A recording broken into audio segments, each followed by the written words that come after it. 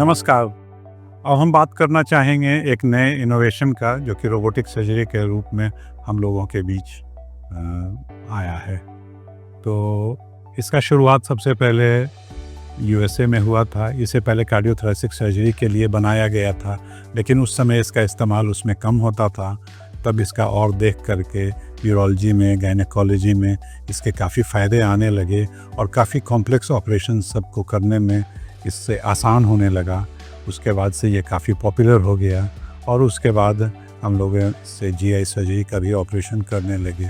यह बात है कि रोबोटिक सर्जरी करने से दर्द भी कम होता है, खून कम गिरता है और काफ़ी एक्यूरेट ऑपरेशन हो सकता है। काफ़ी डिफ़िकल्ट ऑपरेशन सब अब आसान हो गया है। पेशेंट जल्दी घर भी चले जाते हैं और ओवरऑल इसका फ़ायदा काफ़ी आने लगा है। इससे ये पॉपुलर हो गया है। रोबोटिक सर्जरी से सभी ऑपरेशन नहीं हो सकता है। कुछ खास ऑपरेशन है जिससे अधिक बढ़िया से किया जा सकता है। उन्हीं ऑपरेशन को अब हम सिलेक्ट करते हैं रोबोटिक द्वारा करने के लिए। पारंपरिक सर्जरी और लैप्रोस्कोपिक सर्जरी का अपना स्थान उतना ही अहम रहेगा जितना पहले था, लेकिन जिस चीज़ में कठिनाइयाँ होती थी उसमें करने में या समय ज़्यादा लगता था, उसे अब हम रोबोटिक के द्वारा करते हैं।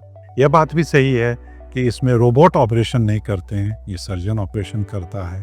सर्जन के हाथ में कंसोल रहता है जिससे कि रोबोट पर लगे हुए यंत्र को बहुत सूक्ष्म तरीक़ा से कंट्रोल किया जा सकता है और उससे रिज़ल्ट बढ़िया मिलता है।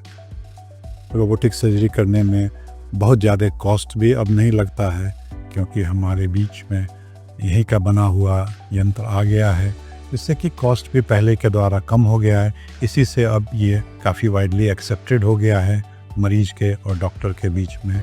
ये पेशेंट के फ़ायदा के लिए इसे हम लोग पहुंचा रहे हैं। और अंत में हमारा यह भी धारणा है कि आज से 35 साल 40 साल पहले जब हम लोग ओपन सर्जरी जब केवल करते थे और उसके बाद से लैप्रोस्कोपिक सर्जरी आया, तो काफ़ी धमाके के साथ ये पूरे दुनिया में इसको लाया गया। लोगों के बीच इसका एक्सेप्टेंस हुआ और आज मरीज सब कुछ देख रहे हैं कि उससे कितना फ़ायदा हुआ है इन पिछले 30-40 साल में। मैं इससे ये भी समझता हूँ कि अब वो दौर रोबोटिक सर्जरी का भी आया है। शुरू में लैप्रोस्कोपिक सर्जरी में भी सभी ऑपरेशन हम लोग नहीं करते थे, लेकिन बाद में लैप्रोस्कोपिक से काफ़ी ऑपरेशन होने लगा। उसमें इंस्ट्रूमेंट में भी बदलाव आया। वो आज हम देख रहे हैं कि रोबोटिक सर्जरी में भी हो रहा है। आज से 10 साल पहले जब शुरू हुआ और उस समय से अभी में काफ़ी अंतर हो गया है। लोगों के बीच एक्सेप्टेंस हुआ है, मशीन बहुत अच्छा हो गया है और ये आगे के समय में लोगों को हम इसके द्वारा इलाज कराने के लिए दूर दराज नहीं जाना पड़ेगा। ये हम लोग के बीच अब उपलब्ध है।